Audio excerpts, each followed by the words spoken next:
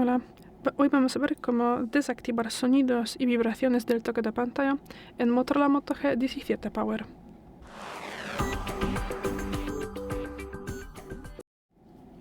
Para esto pasamos a los ajustes. Luego bajamos y abriremos sonido y vibración. Bajamos. Entraremos en vibración y vibración al pulsar.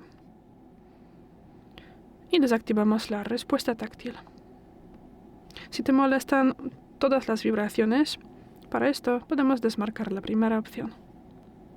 Luego salimos, tendremos que bajar un poquito más y aquí de esta lista tendremos que desmarcar dos posiciones, sonidos al tocar y hacer clic y también tonos del teclado.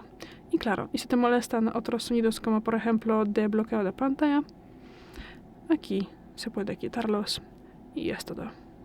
Gracias por el vídeo, déjanos un like y suscríbenos. Hasta luego.